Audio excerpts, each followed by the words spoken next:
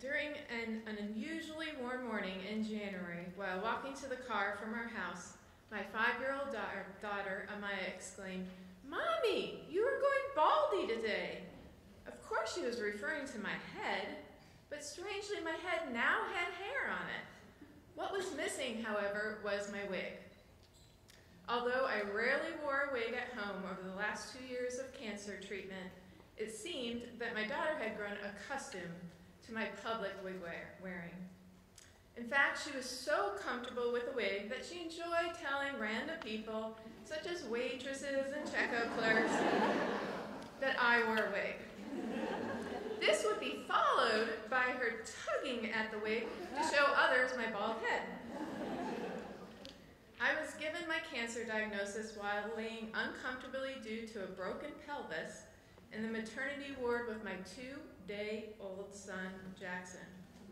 He was sleeping in his mobile plastic box next to my bed. A group of doctors, residents, and med students told me I had bone cancer. Within an hour, I was faced with telling my mom and father-in-law I had cancer.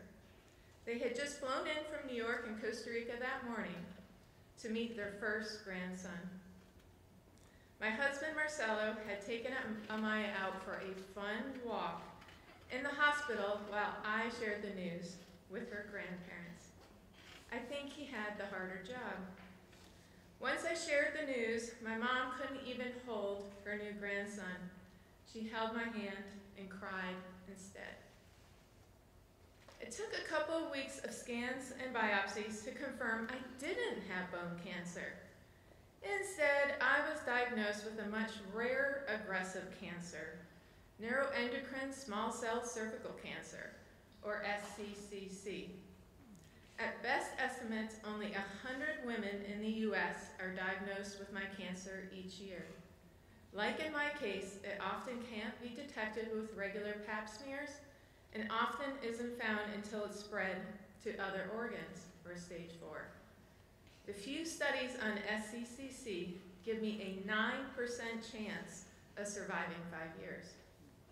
This means I don't have a good chance to see my son enter kindergarten, let alone graduate from college. You may have heard optimistic people say that their cancer has been a gift. I partially do agree.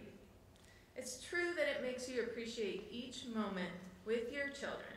Well, with the exception of those where you want to run away and hide until they've all grown up.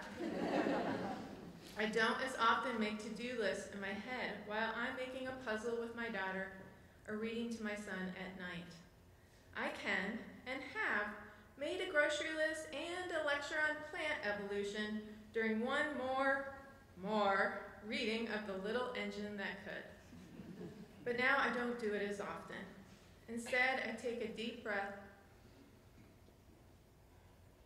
look at my child, and shake my head in disbelief that I am so lucky to be here. But I have to be honest and say I've lost more motherly characteristics than I have gained. I have lost my tolerance of high-pitched noises which come out of my children and that indoor water park we visited over the holiday break. I've lost my position as head of Poop Patrol, which extends beyond the kids to our cat. My excuse, those smelly germ packets will either initiate nausea, illness, or both in my chemo-filled body. I admit some of my losses do have benefits. I've lost my ability to consume a glass of wine, or 2 or 3, after putting the kids down to sleep. Seriously, it seems like wine is a co-requisite for motherhood these days. Just look at Facebook. I can't recall how many pictures or descriptions of wine I've perused on posts while I lay in bed with my current form of relaxation, a heating pad. Speaking of heating pads, I've lost the feeling of being a fit, capable mother. Instead, I feel like a grandmother. No offense to the grandmothers out there. I couldn't breastfeed my son once I started chemotherapy and radiation when he was only 3 weeks old. When I was on chemo every 3 weeks for the first 9 months of his life, I couldn't even hold him. 2 years later, I can't carry him up and down the stairs, I barely can lift him into his crib at night. I can't get down on the ground and play with my kids for more than a few moments. My hips, back, and neck scream at me as if I was 80 years old with arthritis. When my daughter was 3, I used a walker for my broken pelvis. When she was 4, I used it for balance due to multiple brain tumor bleeds. On one of the early walker-toting days, I pulled into a handicapped parking spot, and my daughter, sitting in the back seat, asked me why the man was sitting on a potty. I cried, "What did you say?" as I frantically looked around the car to see if I'd accidentally run into a man and his potty. Thankfully, I hadn't. Apparently, signs can be deceiving.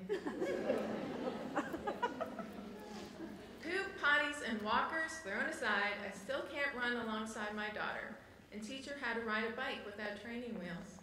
Granted, she's still using training wheels, but I lament the ability to do it when she's ready. And that brings me to my biggest loss. I've lost my ability to dream about the future of my children with me in it. It's too uncertain. If I imagine it, but it doesn't happen in my shortened lifetime, I will feel like I lost the opportunity. If I don't imagine it, I won't have the chance of losing it. Just last night, my husband and I were watching episodes of The Wonder Years on Netflix. Yes, I had my heating pad on. One episode was about mothers, and one was about fathers and daughters. In the latter episode, Arnold's father was having a hard time letting his 18-year-old daughter, Jenny, go. My husband broke down sobbing, and we held each other. I asked him why this particular scene affected him, and he said that he's still processing the possibility of me not being there when our daughter and son become adults. Given I hadn't put myself in this scenario recently, it didn't affect me in the same way. And because I lost my own father when I was 15, I didn't connect to the father-daughter scene. I managed to get through those big life moments: high school graduation, college graduation, graduate school graduation, my wedding, and the birth of my 2 children without one of my parents.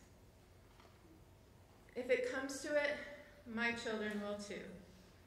And what they'll have with them are all the moments they had with me, their mother, not the ones we lost.